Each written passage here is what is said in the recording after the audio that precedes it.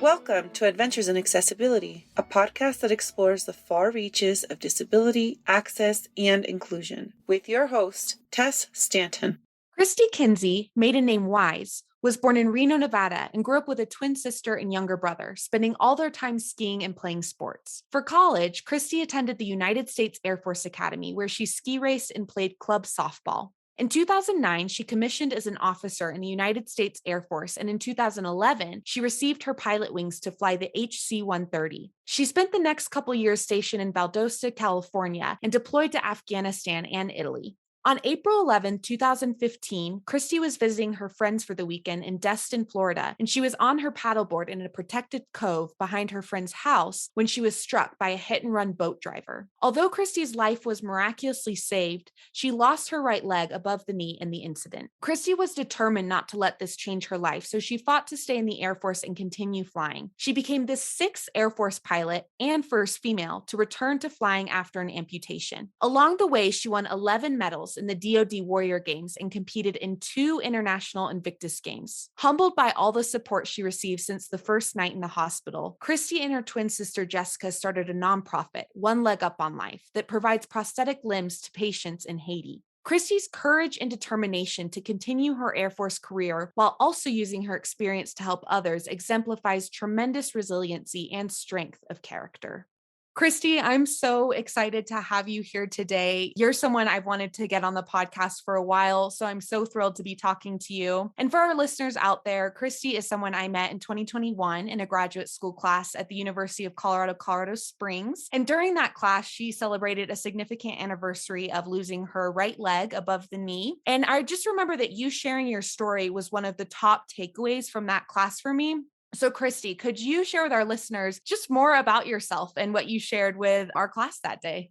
Sure. Thanks, Tess. And thank you so much for having me today. So, I am a military pilot. That's what I do for a living or a job, stationed here in Colorado Springs. And I'm unique in one way as a pilot in that I am missing my right leg above the knee. Like you said, I'm an amputee pilot. And when we are going through that grad school class together, it happened to be on the anniversary of the day that I lost my leg. And the adaptive community, they actually have this really cool tradition where you consider the day that you lost your leg. A lot of people call it their ampuversary.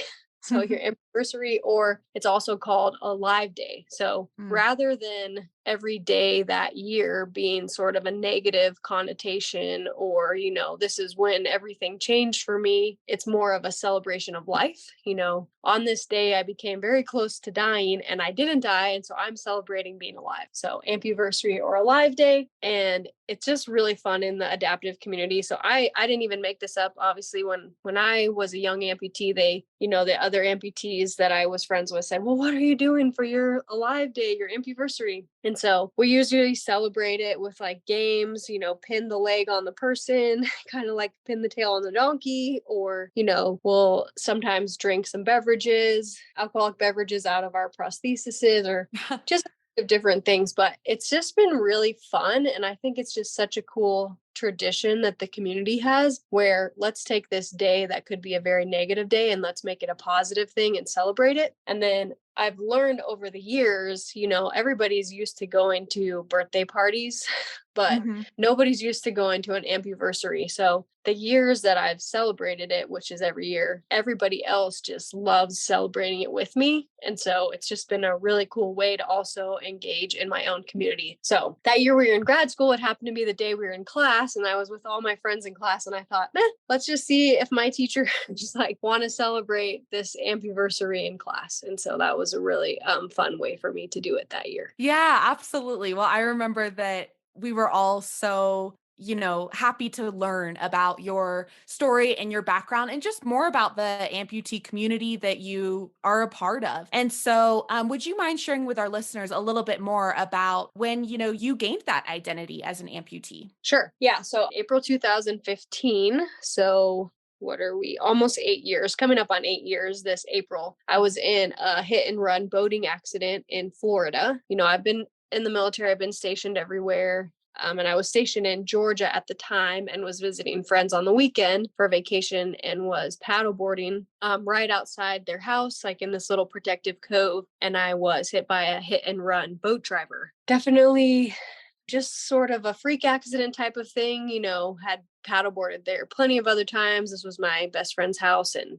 hadn't ever seen boats or anything in that cove before, but was with my boyfriend at the time and was actually, after the hit and run boating accident, there was a fishing boat that saw it all happen and came and got me in the back of the fishing boat, which helped save my life. And then we used the fishing net handle from that fishing boat. It was a young couple and we made a tourniquet on my leg. So, but I'm not really doing a very great job telling the story right now, but I came really close to bleeding out in the water. So the propeller, when I had been hit by the hit and run boat driver from my paddleboard, it struck my right leg as I was actually swimming down to avoid the boat. And so I was bleeding, losing blood really fast. But because we put the tourniquet on and got everything stable, then I lived through that. Pretty traumatic event, but just feel really blessed that in the situation, I was able to stay calm. Tim, who was with me, was able to stay calm. The fishing boat, there's just all these things that worked out perfectly to save my life, that if any one of those minor details had gone differently, I might not be here speaking to everyone today. So that kind of started my journey as an amputee, was that accident with the boat. But then after that, I was just completely supported. I was a pilot at the time in the Air Force. And just as soon as my accident happened, I didn't want to stop flying. I loved what I did. And so I was determined to keep doing it. Well, I found out pretty quickly there was actually 5 other Air Force amputees prior to me. So 5 other people had lost limbs and returned to flying status. So we call ourselves like the amputee pilot mafia. They just completely supported me, helped me know what steps I had to take, going through all these medical boards, proving that I could do everything. They definitely, the Air Force didn't give me any, all the standards I still had to meet. So I had to pass a normal physical fitness test, had to prove that I could fly the airplane in the simulator. In the C-130, there's actually a lot of force that you have to put on the pedal if you're in an engine out situation. So I had to work up strength with my prosthetic side to be able to leg press 150 pounds. That's what it actually says in our publications for the airplane, that if an engine is out on one side, you may be required to use 150 pounds of force with your feet on that side of the pedals. And so I worked with my therapist and built strength to be able to do that, and then proved it in the sim. So just tons of steps all along the way, but a lot of support. Going through the military system was actually really nice because I was surrounded by a lot of other young amputees who, a lot of them could have lost their limbs in Iraq or Afghanistan, or there was plenty of other peacetime injuries like mine, car accidents, cancer, etc. But, I was surrounded by them and we all were kind of a lot of us were working towards the same goal, which was to stay in the service. And you became the first female pilot of those, 5 others before you to return to flying status. What was that like? So I always tell everyone that I don't think of myself as a girl pilot. I just think of myself as a pilot. So to me, I always say, yes, thank you for giving me that. I was the first female, but in my mind, I was the 6th pilot. And those other males, they really paved the way and they made it so much easier for me by proving that it could be done and then helping me train and know what steps to do. And then there was just so many times in my recovery where I was struggling with something. I was in the simulator and I just couldn't do the engine out, or I was having a really hard time, and I would go to the bathroom and call them, hey, I'm crashing it. What do I do? And so I just really appreciate them. And then the other part of my story that's been pretty cool is, the Air Force, my story was out there a lot, or they published a lot, first female. But the good part about that for me is that because my story has gotten out there in the media, at least on the Air Force side, is I've been able to do the same thing for others since I lost my leg. So there's been plenty of other pilots who have reached out to me, both in the military and on the commercial side, or, Air Force crew chiefs. It's because the ones who did it before me were my mentors, and they made such a huge impact in my recovery. It's really rewarding and fulfilling to be able to do the same now for people that are younger or newer amputees than I am. Now I do the same thing for those new pilot amputees. I'm like, you got to do this with your seat position, and you got to get this foot. It'll help you have more room on the pedals, etc. So that's been really rewarding. Yeah. And I know you've talked about just how important that community is. And so I was wondering if you could speak more to that, just how community impacted you even outside of the military, and just how you regard community as so central to anyone who may have a disability or otherwise. Yeah, I think whenever you've gone through a traumatic event, or, it doesn't necessarily have to be a traumatic event, but just things in your life, being around other people who are going through similar things, it just makes such a difference. So, after I first lost my leg, first of all, I knew the amputee pilots reached out to me pretty immediately. So it was really nice to know, okay, there's other people who have already done it. I can do this. I can get back to flying. But the harder part for me in my rehabilitation was sort of the middle ground, on a mental side, where I knew I could get back to flying and I knew all the steps to get there from the other amputee pilots, but I just wasn't making any progress in the middle. And it was taking so much longer than I wanted it to. And that was a really hard part for me. And also, even just the way that my accident was initially, it was so positive. So when I was in the hospital, all the doctors and nurses were just so amazed that I had lived through that incident. They have a lot of boating accidents and this type of thing, and they're most often fatalities. And so it was actually kind of cool in the hospital initially. Everyone was just like, we're so happy you're alive. And so that attitude definitely translated to me and my family we were like, yeah, you're right. I am just so glad I'm alive. So for me, the hardest part was in the middle of my rehabilitation, which was about 8 months total. But when I just wasn't making any progress, or, here's my goals, but I'm just not, I'm still having so much pain. I can't sleep. And the part that made it the easiest was just the community. So luckily I got sent to Brooks Army Medical. So I was around the other military amputees. And so it just was such a good environment where here I am, sort of depressed, having a hard time, not making any progress. And then I'm just surrounded by, one of my best friends who's working out next to me. He's missing both of his legs below the knee. And maybe he was also burned from an IED in Afghanistan or something. And so that really just helped put it in perspective. And then they just were so, in the amputee community, everyone just wants to help you. Oh, you got to get this leg. Oh, here's what I did to help sleep at night, or your phantom pain. Have you tried this? And so all of that stuff just made it so much easier versus me going through that alone. And so nowadays, whenever I hear about, a lot of times people will reach out to me, hey, my cousin was just in an accident. Would you talk to her, him, whatever? The first thing I try to do is like, okay,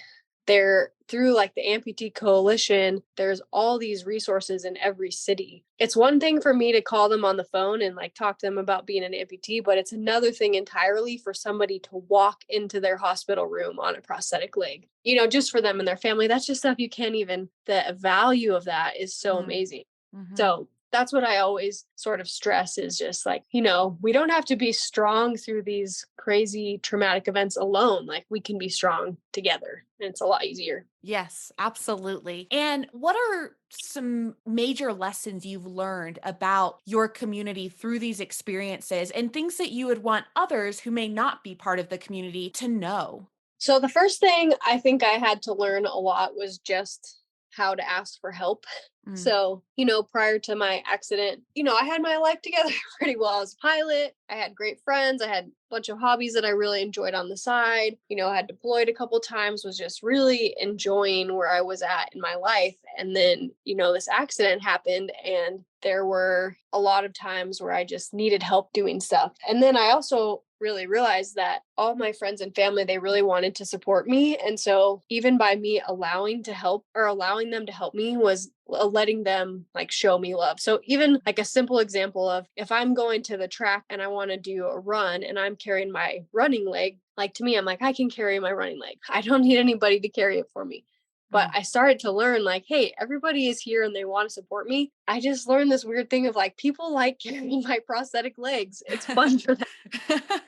So Yeah. I went to this random Air Force training squadron officer school. And like every day we had to do these physical challenges. And there was a little group, a flight of us. And my flight just like loved that I had a prosthetic leg. They were so supportive of me. And they like fight over who got to carry my leg that day. So I had to like kind of humble myself a little bit because part of me is like, no, I can carry it. I can carry my own leg. But then just like realizing that, hey, this is a way they're trying to support you. And like, it is fun for them to help you. So I just learned that. And now it's kind of a funny thing, but I just, anytime I'm going somewhere with friends, I just hand over my extra legs, my prosthetic legs. People just love helping me with that. And then the other thing I would say about that is there's just so much creativity. And this is really with any disability or situation of, for me, I've tried to get back to everything that I was doing before, which included flying, but also included some of my hobbies, etc. And a lot of times you're not going to be able to do whatever it is the same exact way. You're going to figure out a way to do it, but you might have to be creative. And so just being willing to say to your friends and family, hey, I'm trying to get back to rock climbing. Can you let's think of a solution. Okay, we tried this type of prosthesis and like that doesn't work because the knee bends the wrong way. Okay, let's try this other thing. And just, letting people help you be creative. And for example, like one of my favorite stories is when I was first getting back to flying in the C-130 for the Air Force, I got approved through the simulator. I proved to them that I could do it all safely. And then I had my first couple flights and they were all during the day. And then eventually I did good enough during my flights during the day that I graduated to night flights again, which we do a lot of flying at night in the C-130. And I hadn't realized, but basically I can feel where my prosthetic leg is on the pedal, but I also like to look at it just to confirm, okay, it's in the right spot, it's at the right angle. So for me as a pilot, they talk about a cross check where you look at altitude, airspeed, altimeter. You're always glancing at all things. Look outside. Okay, look at your altitude. Look at the radio frequency. Make sure you have the right frequency in. Look back outside, etc. So you're kind of always scanning your eyes. It's something called a cross check. And so for me, it had been like altitude, airspeed, leg, outside, altitude, airspeed, leg. And so the first time I flew at night, it freaked me out a little bit because I couldn't see my foot because it was dark down there under the pedals. So, it in my mind, I was like, I really want to see my leg. I can't confirm exactly where it is on the pedal. So as soon as I finished that flight, I went to the aircrew flight equipment, which is this enlisted career position in the Air Force, and they manage all of our equipment that we use for flying. And so I went to the airman. I said, hey, I need some way to see my leg at night. And so him and I together, we designed this it's like a tiny little flashlight that's NVG compatible. So good for night vision goggles in the military. And it's literally straps to my leg. So it's like this little Velcro thing and I strap it on my leg. And every time I fly at night, I use it. And to me, it's like as important as my headset. Like I do not fly at night without my leg light. I think that's just an example of one way that you can use community and just like your friend. And the reason why I say is like, I don't have to come up with all those ideas on my own because I get exhausted trying to figure out new solutions for things. But the people around you are like usually happy and it's kind of fun for them. Okay, yeah, let me help you think of something that will work. Yeah. And then going off of that, are there any assumptions that other people have about you that you run into often that you wish were actually dismantled? The first assumption that I get a lot is actually kind of funny, but I think people think prosthetic technology, unfortunately, is better than it is. And I attribute that to, Transformers and Iron Man. And we have a lot of movies where people with prosthetic limbs do really cool things. And so sometimes I think people even, they'll see my running blade and they'll say, oh, are you faster than before? And I'm like, no way. Like, it depends on how many joints you're missing, but as an above the knee amputee, I will never be even close to as fast as I was prior to that. So prosthetic technology has made such huge strides, which is awesome, but we're still like any prosthetic limb is still not as good as a real limb in any way. It's cool that everyone thinks that they're better than they are, which is good. It means that that's getting out there that amputees are capable. And then the other thing I would say is I think sometimes people sort of sometimes if they look at some of my accomplishments, getting back to flying, like I competed in the Wounded Warrior Games, etc. And so I think sometimes people will just think, oh, she's just so motivated and so dedicated. But in the end, I would just say like everyone copes differently when a major event happens. And for me, because I was like a busy, very involved person before my accident, when I slowed down, that's when for me, I felt depressed or different. When I wasn't doing all the things I was before, then I really felt like a different person, or like my life is totally changed. So that's why for me, I coped better just by getting back to all the things I had done before and as quickly as possible. And then I felt like me still. But I just want to say that like not everyone is like that. And so whatever is the best way for you to cope is okay. Switching gears a little bit, I want to know more about the organization that you and your twin sister, Jessica, started called One Leg Up on Life. So tell me about One Leg Up on Life and what you've learned through starting it, whether those be lessons in business or even about yourself or other people. Yeah, for sure. So One Leg Up on Life is a nonprofit. We operate out of Haiti. We give prosthetic limbs to kids and adults in Haiti. We've been doing that since 2016, so just a year after I lost my leg. And it is kind of a cool story. So at the beginning of right after I lost my leg, my sister, my twin sister, so she was going through medical school at the time, and she was able to come to the hospital. And then eventually we got her a job in the hospital I was doing my rehabilitation. So it was really amazing because my twin sister, basically got to continue her medical training, but also be there and help me through this really tough time in my life. And then the Air Force actually, so I wasn't married or anything at the time, but the Air Force put one of my friends on official orders to, handle all the military investigations. There was like safety things going on. So there was a lot going on at the time. And so my sister and George, there was so many people supporting me. So all the places I had ever been stationed, the military ends up being kind of a very tight-knit community. And so their phones were basically getting messages nonstop, my sister and George, my friend. And so they just got so frustrated. Everyone was asking about how I was doing and asking for updates. And so George, he just got so annoyed with his phone ringing all the time. He said, I'm creating a blog. I'm naming it One Leg Up on Life. And this way, Jess and I, or you, Christy, can just update the blog and our phones will stop ringing for all these people that are asking you. And it's just the power.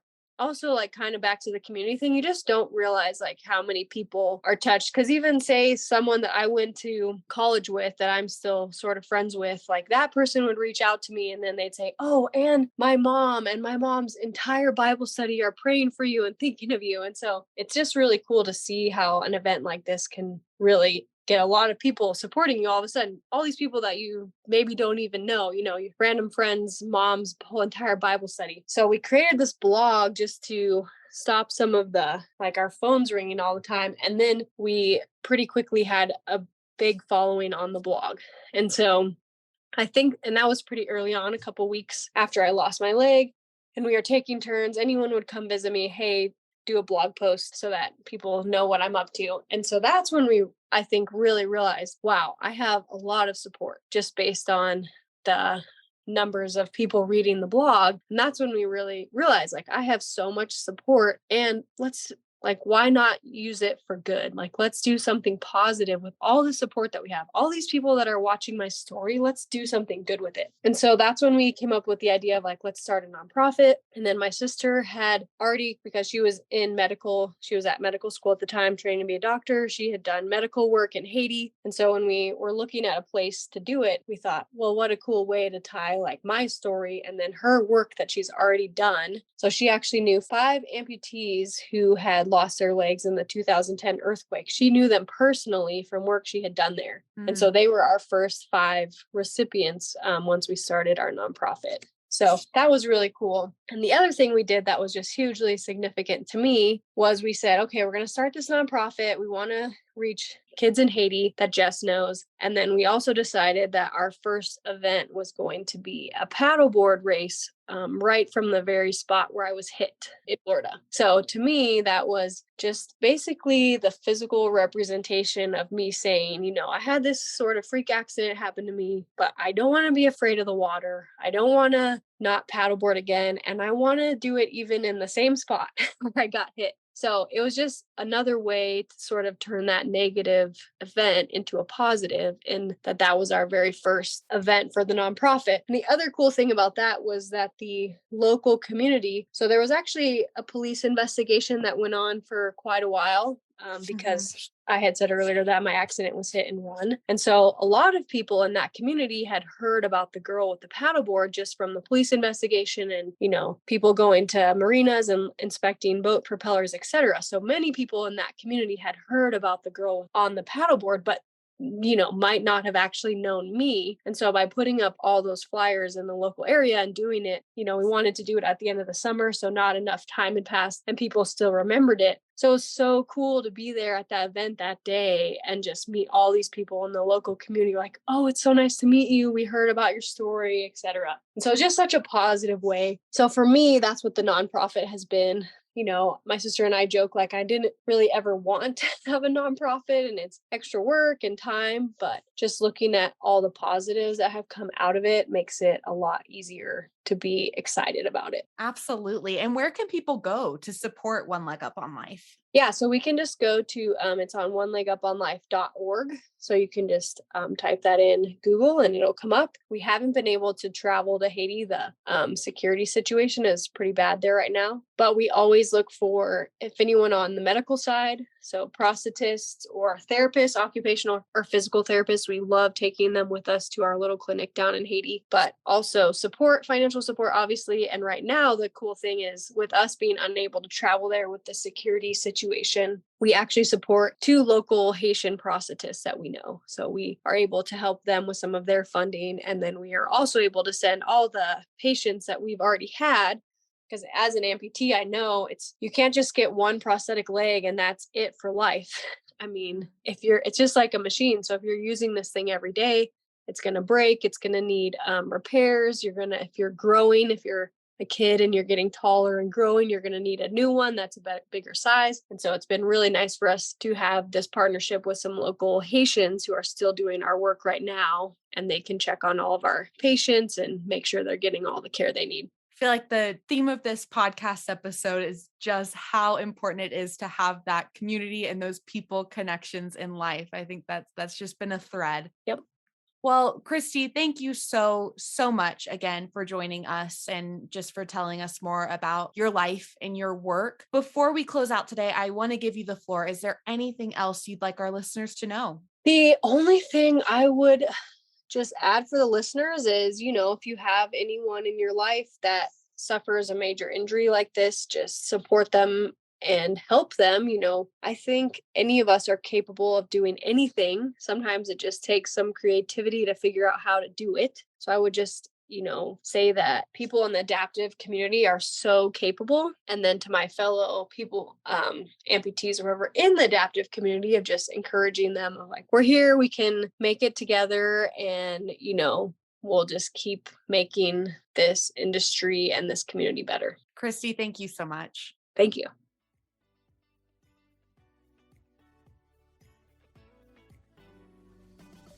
Thank you for listening to this week's episode of Adventures in Accessibility. Tune in next time for another dive into the unknown.